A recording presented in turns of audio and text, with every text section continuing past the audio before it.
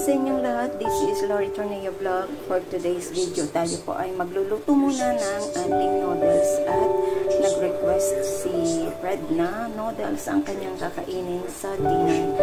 So, andito po, meron na akong, inano ko na yung sutanghon at meron akong Bagyo pichay at chicken meat, alam mo na, 2 egg at minced beef.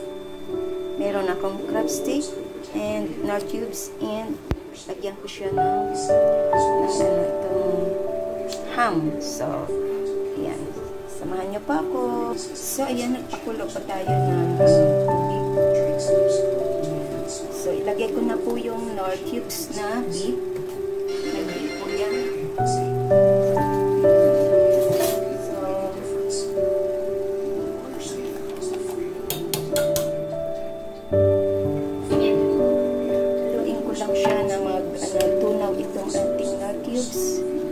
Para magkaroon ng lasa ang ating sabaw.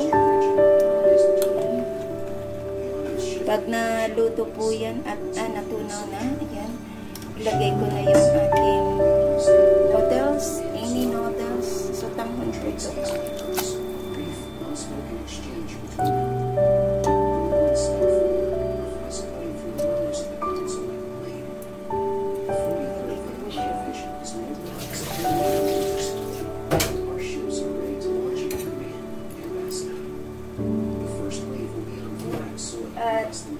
Ilagay ko na rin po yung ating minced beef.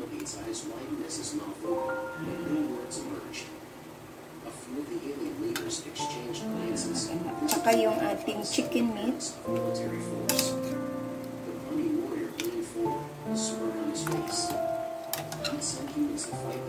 Sarap po, marami siyang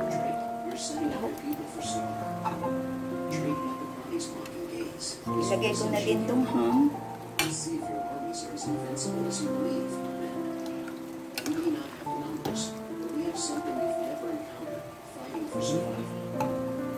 At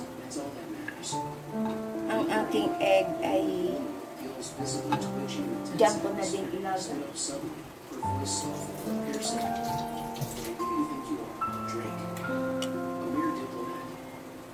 Sama ko na siya dyan.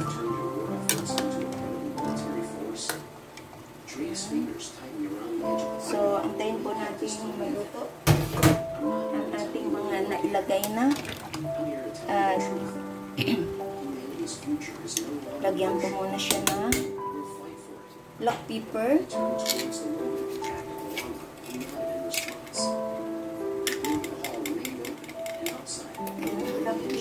And salt.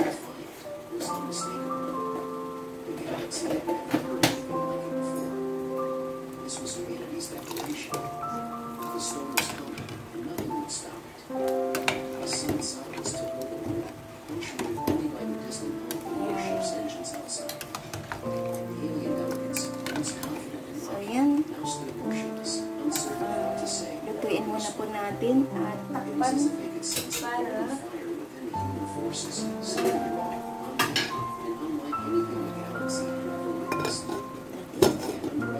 nabasag na kasi ang takip nito, nalaglag. Kaya gamit na lang ako ng takip ng sa rice cooker. So, antayin natin siyang magkulo.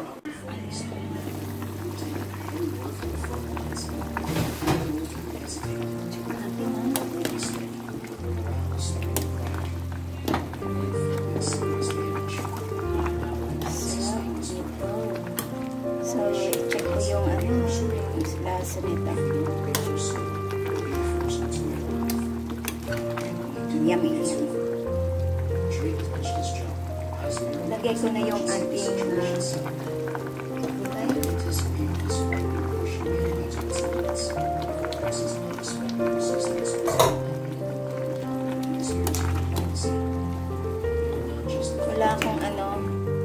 wala kasi akong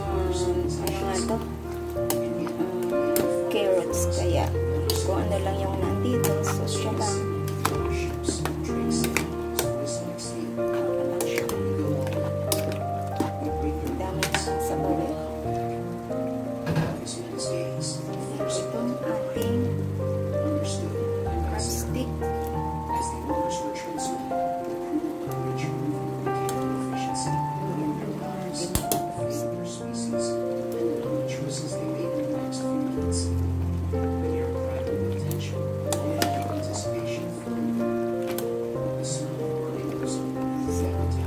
lalagyan ko po siya ng chili.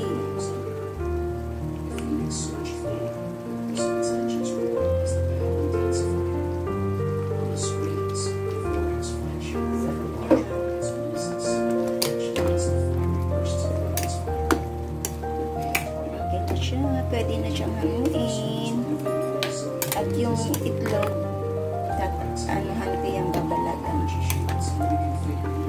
Pwede na natin haluin. At ilagay sa ating sardine bowl.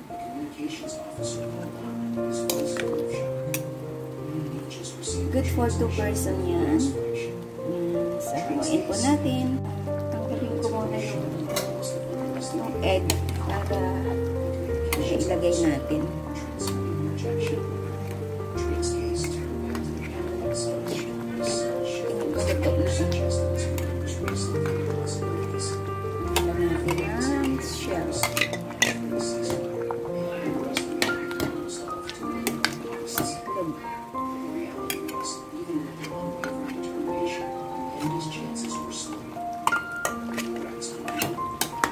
ilagay ko siya sa ating serving bowl yan.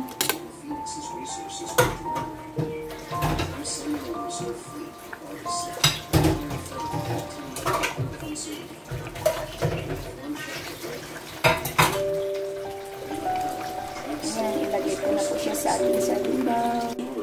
So, ayan na po ang ating noodles for tonight para sa aking honey. Yan po ang aming dinner at natutuyo na, uubos na yung kanyang sabaw. So, yan.